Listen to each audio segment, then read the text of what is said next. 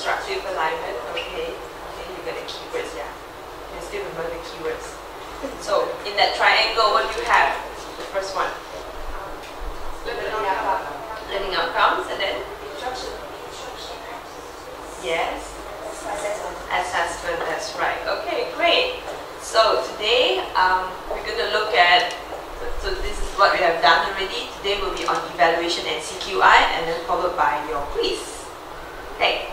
So what is it about evaluation and CQI? So this is about evaluating your assessment results. Okay, not about evaluating your students. That will be assessments, different thing, yeah? Although it sounds almost the same. So here we're going to talk about how to judge if a student achieved the LO. How do we know that they have achieved the CLO? And of course, we're also going to look at ELO as well. What caused students' achievement or lack of achievement? How come they can achieve? How come they cannot achieve? What's wrong with it? What are the causes? And then, when we have found out the root cause, we will be able to make recommendations for improvement. Okay, so these are the three important things that we're going to look at. And here is the learning outcome for today. First, we're going to look at mean, median, and standard deviation. Are you familiar with this? Ah, yeah. Numbers, yeah. You like it? No. Now I'm in the same boat. I don't like those words.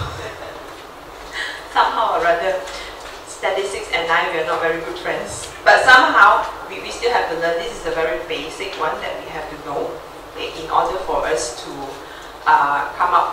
in order for us to point to the root cause, and then after that to find out the best solution for the achievement and lack of achievement of the CLO. So this is something that we need to know.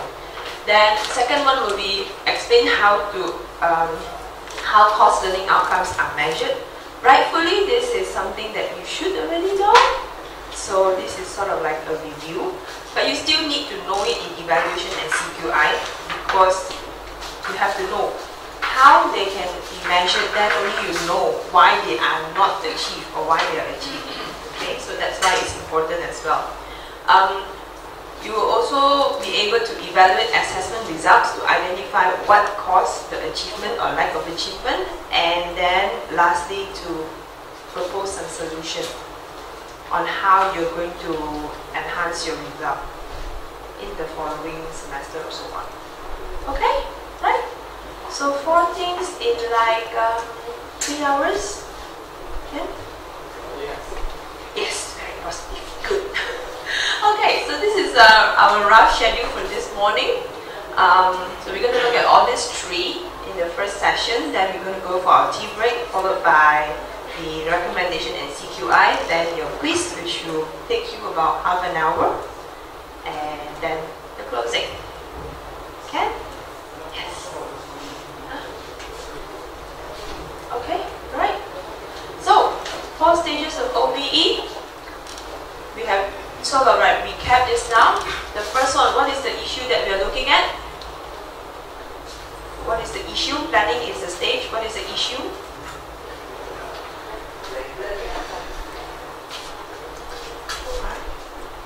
What is the issue here?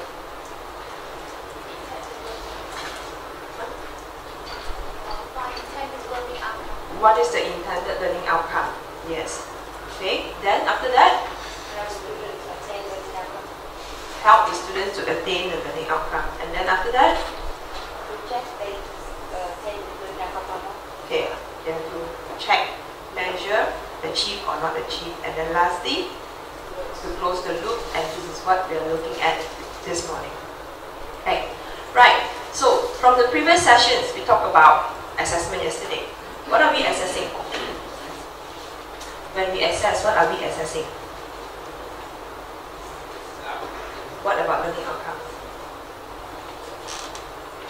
Achievement of learning outcomes. That's right. Okay, we are actually achieving, measuring achievement of the learning outcomes. Now, at CQI, this level, we are not only looking at the course learning outcomes, we are also going to look at the program learning outcomes. Okay, remember our very first session, I talked to you about that diagram. How is it related? Do you remember that? So we start with the program and then course and then lesson. Okay. So when do you measure your lesson learning outcome? End of every lesson. So you don't see it here anymore, yeah? Because this one is end of the semester.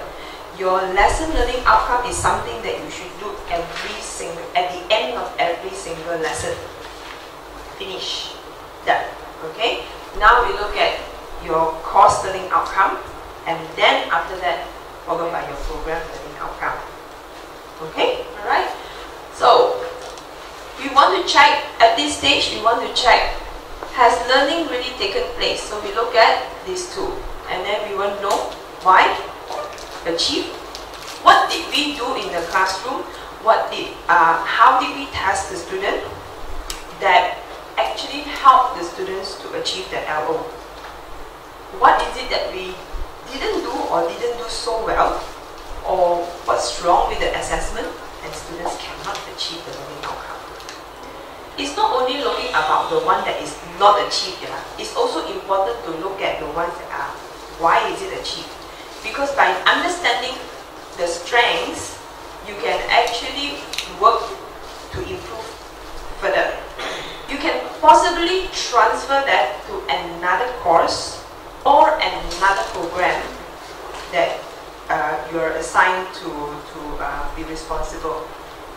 Okay? So it's not just about studying the weaknesses, but also studying the strengths of the delivery, the planning, and the assessment.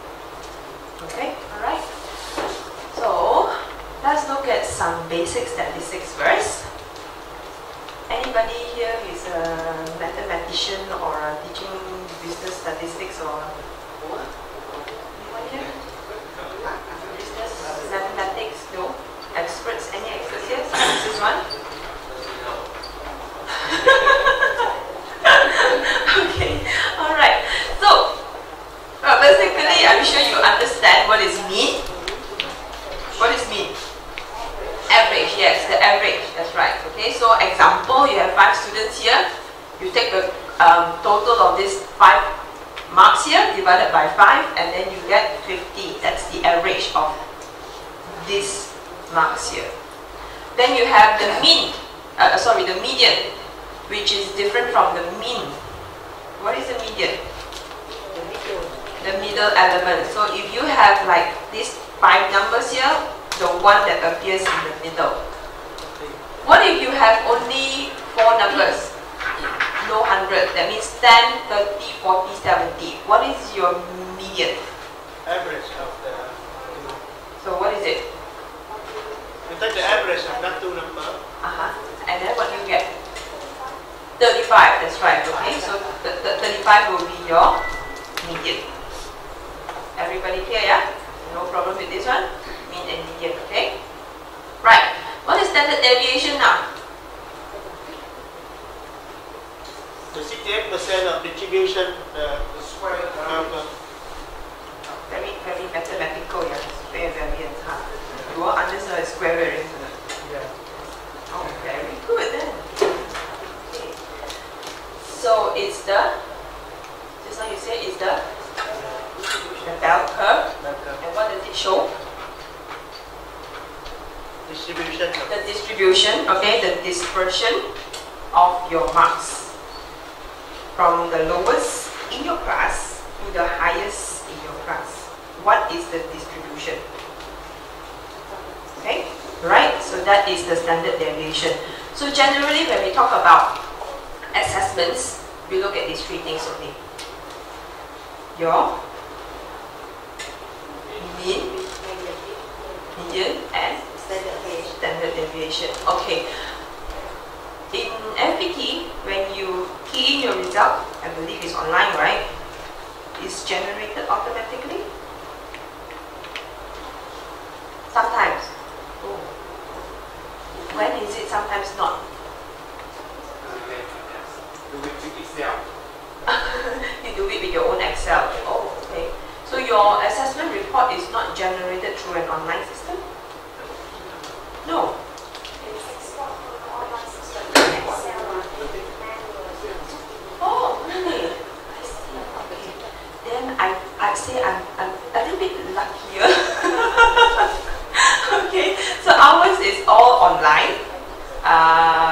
just key in the marks.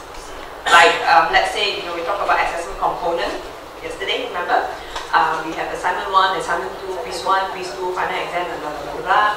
Okay, we just key in. Assignment 1, how many marks, assignment 2, how many marks, blah, blah, blah, blah. Then after that, automatically the system will generate the report. So then they will come up with what is the highest marks in the class, what's the lowest, what's the mean and the median. My words are all stuck this morning, I don't know why. Something wrong here. Okay, and then the standard deviation plus the graph. And also the number of A's, D's, C's, D's, and blah, blah, blah. So it's automatically generated, and we call it the SAR. That means the subject analysis report. Okay, alright. I can show it to you afterwards. I can share it with you how it looks like for us. So standard deviation is actually the distribution. So we talked about a little bit about bell curve the other day. We mentioned that. Can you remember? Yes. The bell curve, right? So when you generate your report, do you have to generate? When you do your own Excel, do you make the bell curve? No, you don't make it. So you never get to see. Okay. It's really important to see your bell and how it looks like. Okay. Well, before we go there, just to run through with you how you calculate your standard deviation. Are you using the formula in Excel? Or you calculate yourself one by one? Formula. You never get. Ask him. Oh, why? He's the expert. Oh, really? So you send all the results to him?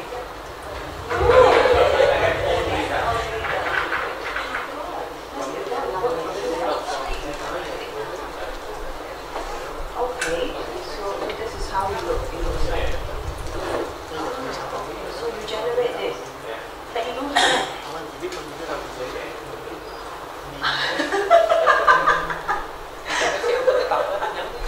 Okay.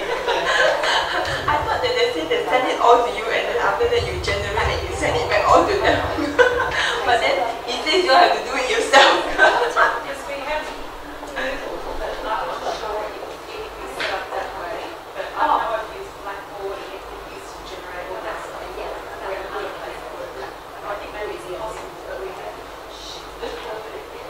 someone else to set it up. I'm not sure about. I don't think Moodle can actually do it because in KU we do, like I shared with you, our LMS is Moodle currently.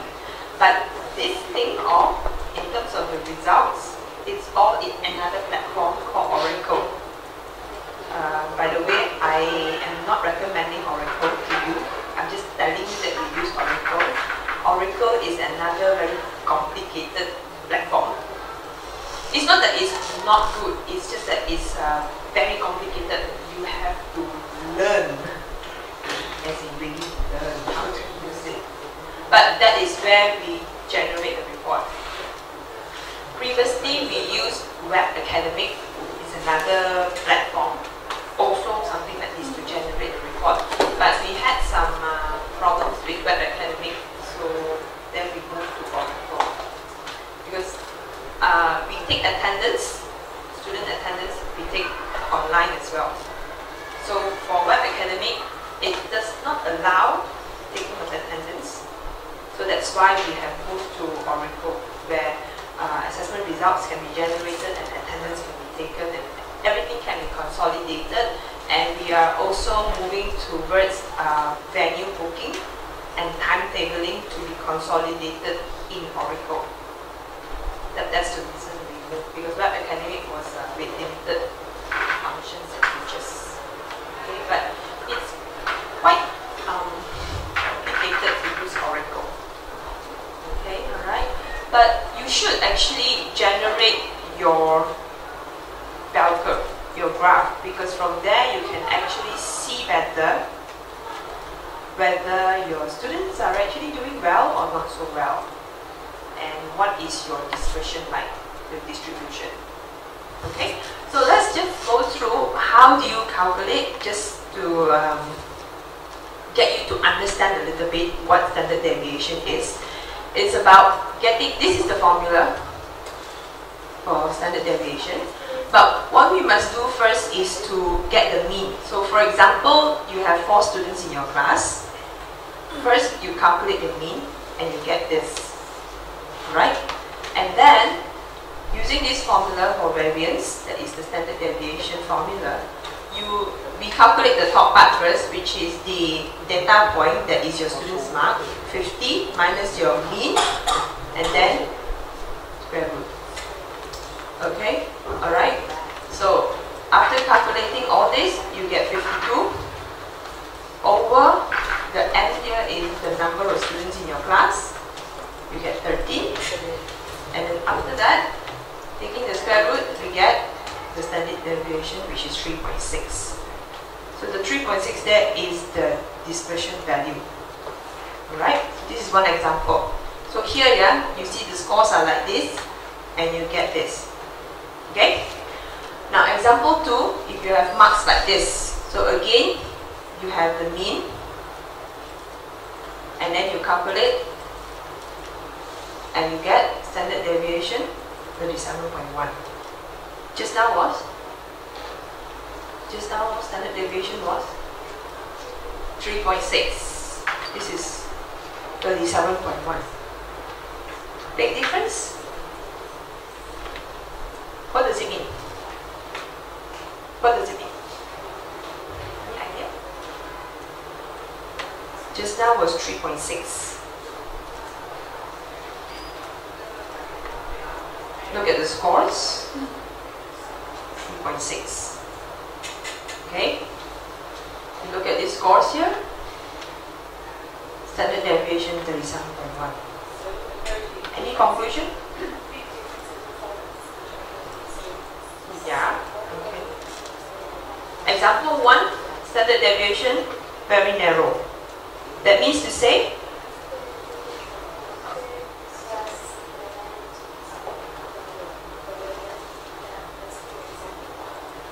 yeah, the performance level is quite the same. Between the highest and the lowest is quite the same. Okay, the difference is not that big. So the standard deviation is 3.6 only. But with this one, you look at the scores here. The highest is 99, the lowest is 15. Big gap. So when you have a big gap, your standard deviation will be huge. Remember, the definition of standard deviation is the dispersion, the distribution of your marks in your class between the highest and the lowest. Maybe, could be, I don't know. Or the 15 marks one has been sleeping, exam 2 hours, he slept 1.5 hours. Okay, so we will look at the courses later on to find out why you have such students in your class. Yeah, okay. So, this is the usual, just ignore the numbers at the bottom, I just wanted to show you the illustration. Look at there are 3 bell curves here. So for the first example, which one do you think it will be? Would it be blue, red or green? For the first one. 3.6, standard deviation 3.6. What do you think it will look like? Blue, red, green? What do you think? Blue? Think blue, everyone? Blue? Huh? Blue? Who else says blue? The rest are still trying to figure out what to have for tea break, coffee or tea. Blue? No coffee, no caffeine, cannot think yet. Who says it's blue? Nobody. Okay, who says it's red? Ignore the numbers, yeah, don't look at the numbers, just look at the shape. Red? No. Green? Green, green, green, green. example 1, standard deviation 3.7, right? 3.7 or 3.6? 3.6, sorry. Blue. Okay, again, blue. Okay, I see more people now, blue color. The rest are still not very sure. Red. Red. Nobody. Okay, green. Okay, still the same few. Okay, so what about example 2, standard deviation 37.1?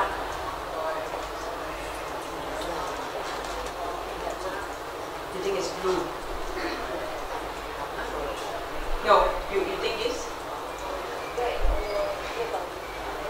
It's a green actually. You think it's either red or green, is it? Cannot be blue. Okay, what about the others? Okay, go back to standard deviation. What is the meaning of standard deviation? Standard deviation is?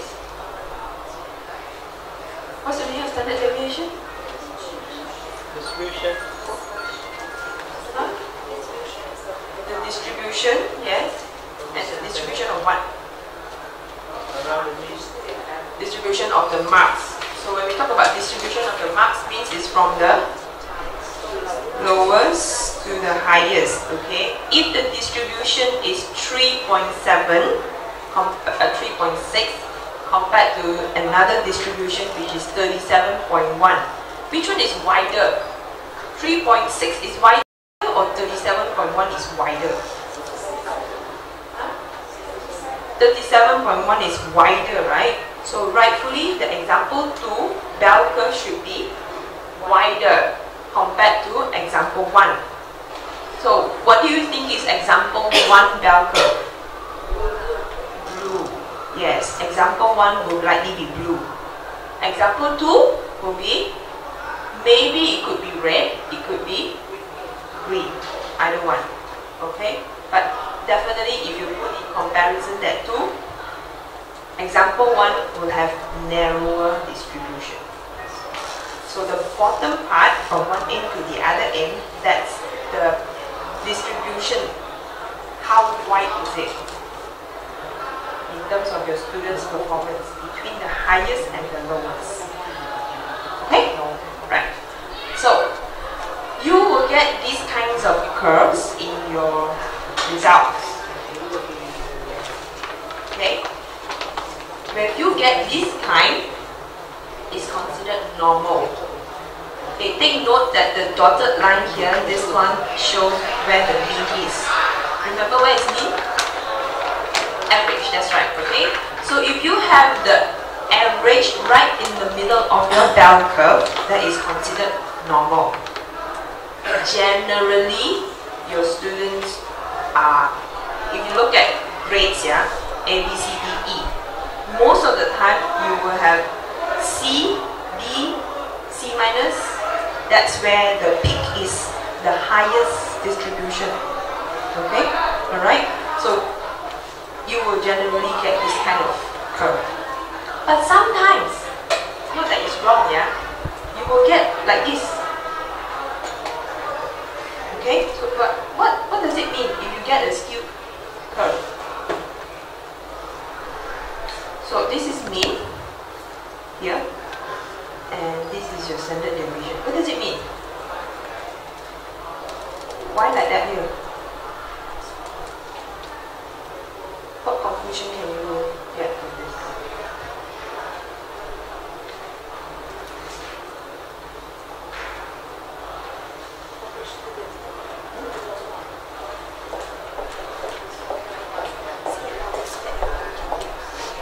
First model of school, I think that's there are more students with lower mark, and for this one, But the mean that we achieve.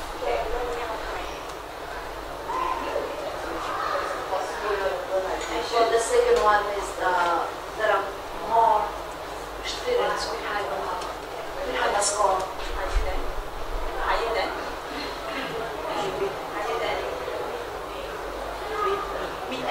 the mean, higher than the mean. Yeah, okay. So in the first one, you have most students falling below the average score. So let's say your average score is 60. Here, your mean, your average score is 60. If you have graph like this, it means that most of the students in your class, they are below average. Low achievers possible. Okay? If you have this, here is your mean, your average is 60, for example. Most of your students score higher than that. They get like 70, 80, 90 maybe. Mostly here. So these kinds of curves are not quite normal, but it does happen. So if you don't generate your standard deviation curve, you will not see what kind of pattern you have in your class. Although you have your highest, you have your lowest, your minimum mark, maximum mark, you have your average mark, you have your median, you have your standard deviation all calculated in a table. But if you don't generate it, you won't really see it. Okay? So when you have things like this is where you need to think. How come? What's wrong? Maybe exam was too difficult. Maybe exam is too easy.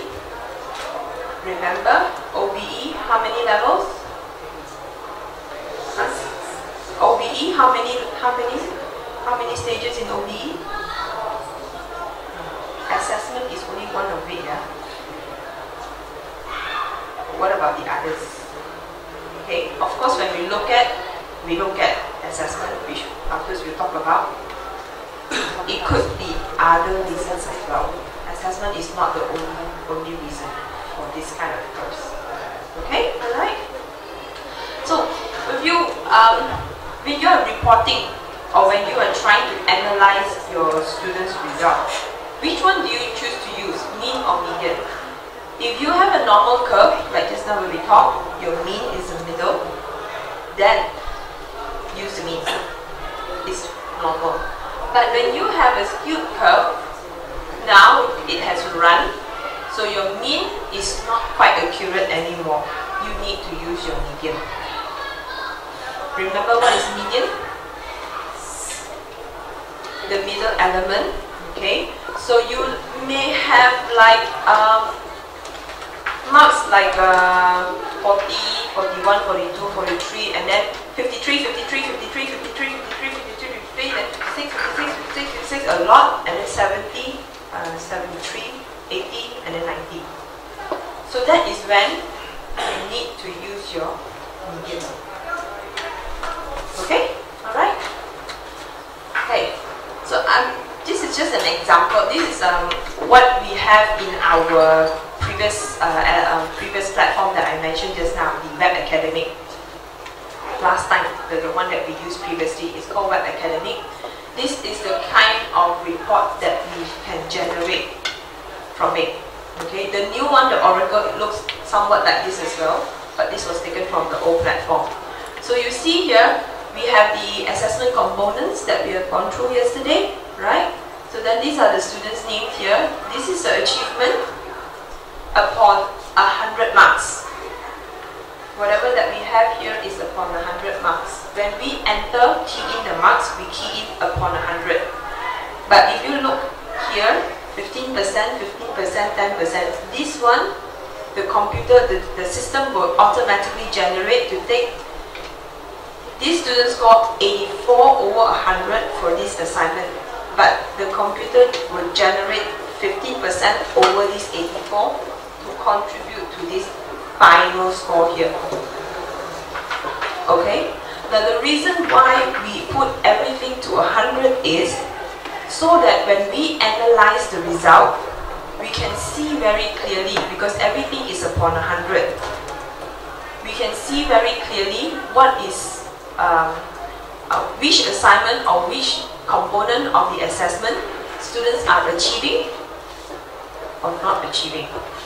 So imagine if you were to key in here, here is 13 over 15, And then suddenly here you have 9/10, you know. It's very hard for you to analyze the result.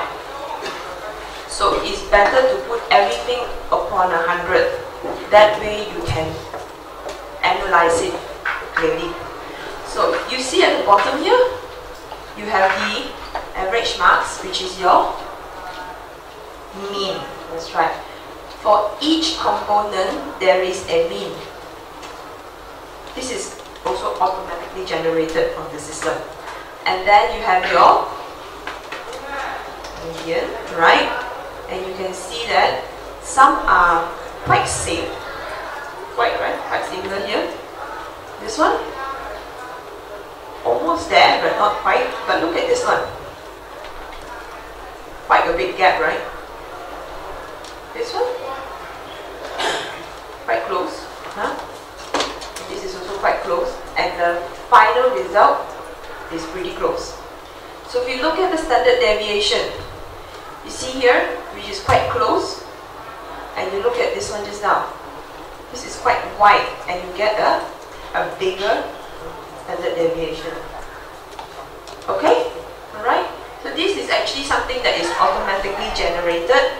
Of course, you can do your own Excel and generate it from there as well when you put in your formula. So let's move on to some activity. In your group, I want you to, you can just do it in your group. Yeah. Do you have paper? Have you got the mahjong paper? You ran out of it? Okay, if you don't have, then you can use the A4 paper, never mind.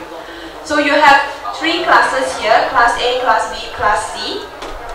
I want you to draw the curve, and then where is the mean?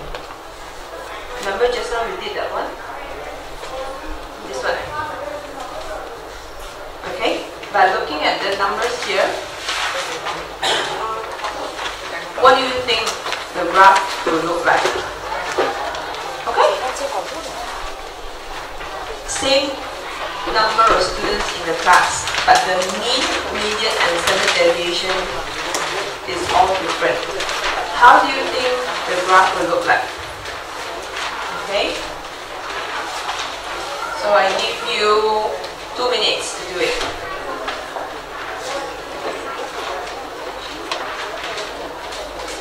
It was not a practice for the teachers, the lecturers to know the result of the students, as in like the one that I showed you.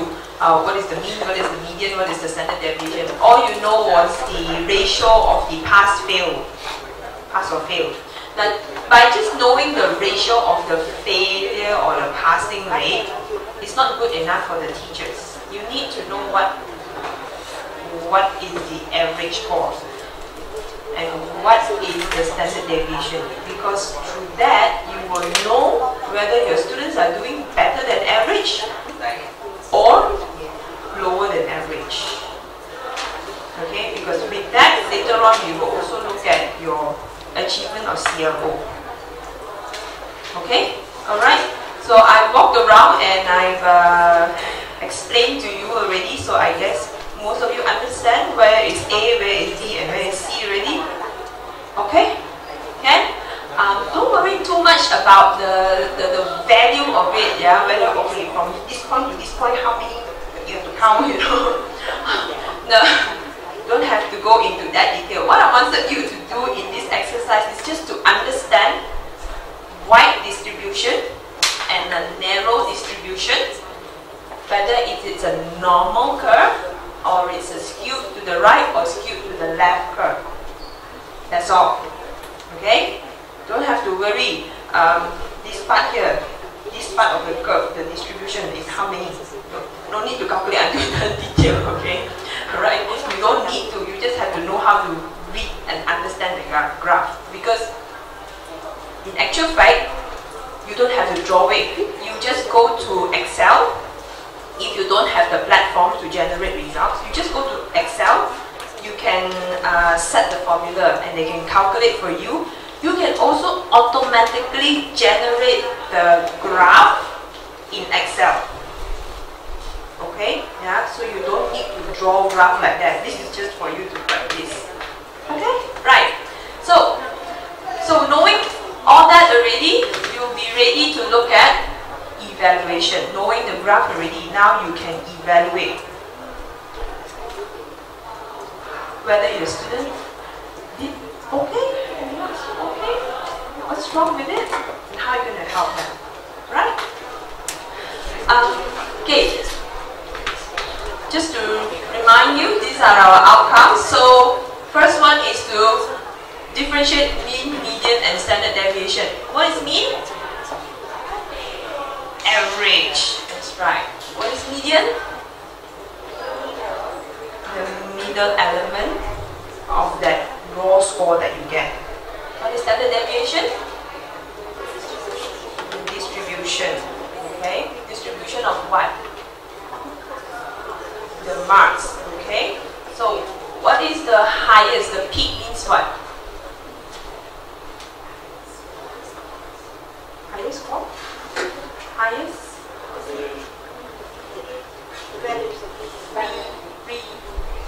Frequency. The peak there in your bell curve, it means the frequency. That means many students are getting that score. Okay? Many students are getting that score around that. Just now the class C, you have median 67. So your peak is at 67 here, or around 67, because many students are getting 66, 66, 66, 66.5, 66.5, 66.8, 66.8, 66.8, 67, 67, 67, 67.5, 67.5, 67, you know, a lot around that. So that's why the peak is there at around 67. Yeah? Okay? So if, like class C just now, your curve is skewed to the right or to the left? Skewed to the right. Okay. What does that imply? What does it mean when it's like this? What is the meaning?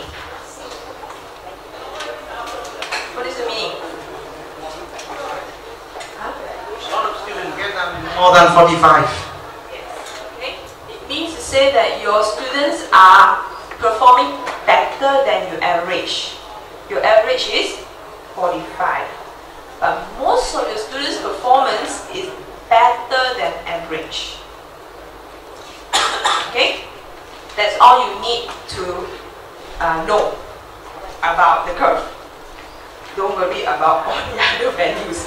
Okay, right.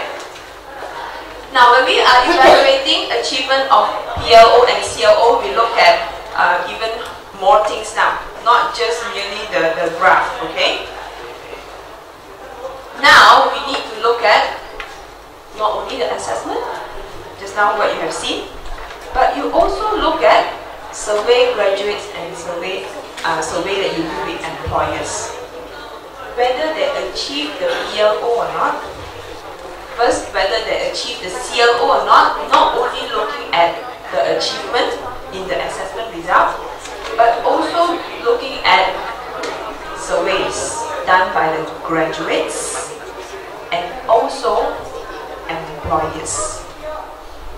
Okay, so in addition to that, at the CQI level, it's not just about students' result. Yeah.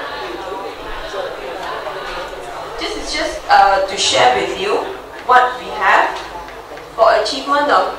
This is by school achievement. That means like we have like School of Hospitality, Tourism, and Culinary Arts. So what is the achievement of the school? So achievement of CLO, this is by intake. So you can see January 2017. Course learning outcome 1. What is the achievement? You compare it with, this will be generated over the years. Studying the pattern, studying the achievement of CLO and PLO is not something that you can do over one semester. It's something that you need to study over the semesters and over the years. Then only you can know the trend, whether your students are achieving or not achieving, whether your program is successful or far from being successful. Okay, so that is why we need to look at a comparison of a few different semesters. So same goes with your PLO, your program learning outcome. It's also over a few semesters and years. Yeah. Okay. In terms of achievement of CLO, of course, you can look at individual students, and we can also generate in terms of PLO. I will share with you later on an Excel sheet that my colleague has recently made, where all the lecturers need to do is to key in the PLO, key in the CO, put in the assessment plan. Remember the assessment plan? Put in the assessment plan, and then after that, put in the individual student score for each component, and the Excel sheet automatically calculates the achievement of CO and achievement of the PLO. Okay, I will show you afterwards. So it's How about the average grade for CO1? sheet 5.9.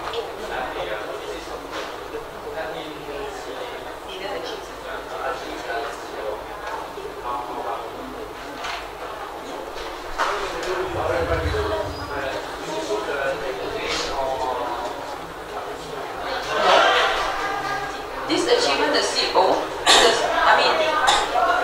the student pass or fail depends on their individual result.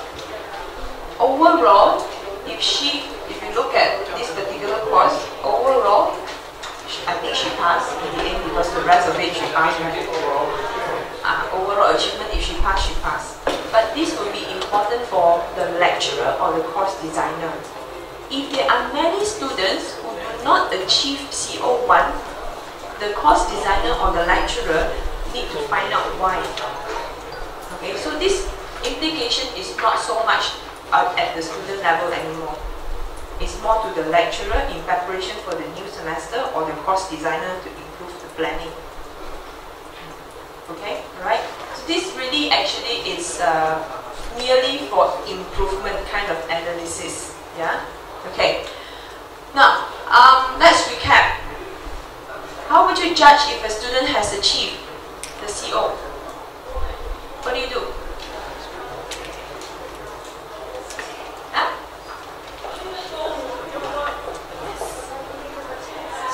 Have a test? Yes. Okay. Right. So you still remember, yeah? How do you measure? Is by giving them assessment. Alright? So you have assessment as a direct measurement. Then we also have indirect measurement where we do student surveys. I'll show you an example afterwards. Okay? Now, we can also do evaluation after that, which is what we are talking about. So based on this here, what are the causes of non-achievement and achievement of the CLO? Based on this measurement that you have, direct and indirect, then you make an evaluation. What is achieved, what's not achieved, why achieved, why not achieved. Okay? Then based on this is where your CQI comes in. So this is based on this measurement. CQI is based on your evaluation of this measurement. Then you provide recommendation for improvement. Yeah? Yeah? Okay. So this is an example of as a way that we give to the students, which you can also create, where students evaluate themselves whether they achieve this particular CO or not. So they can say strongly agree, disagree, agree, or strongly agree. They take. So at the end of the semester, distribute to the students. Of course, you can do this online as well. Yeah? Then look at the result of the survey. Then you get this. This is just a sample. So here, most students say they agree that they have achieved this 92%. Whereas this one, able to assemble a simple and functional radar receiver, seems like only 50% say that they have achieved. Another 50% say that they feel that they didn't achieve. Okay?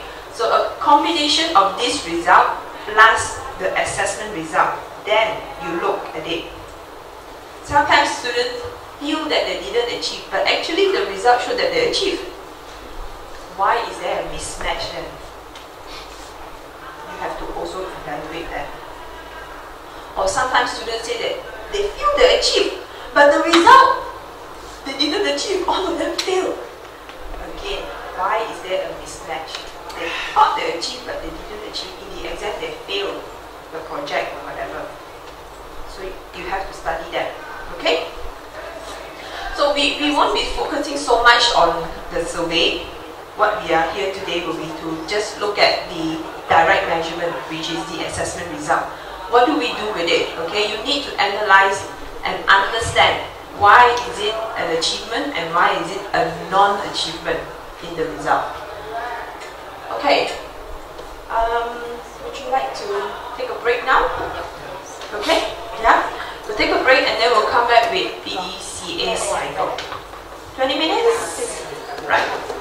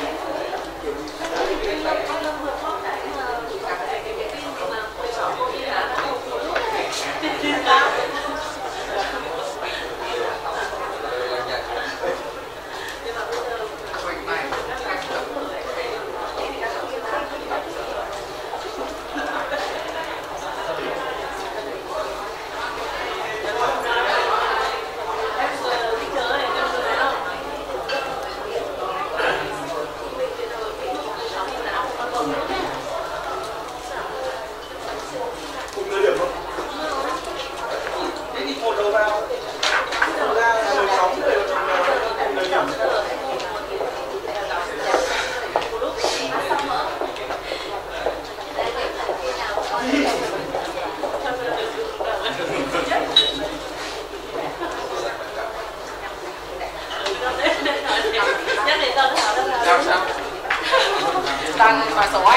Việc gì? Đấy việc gì?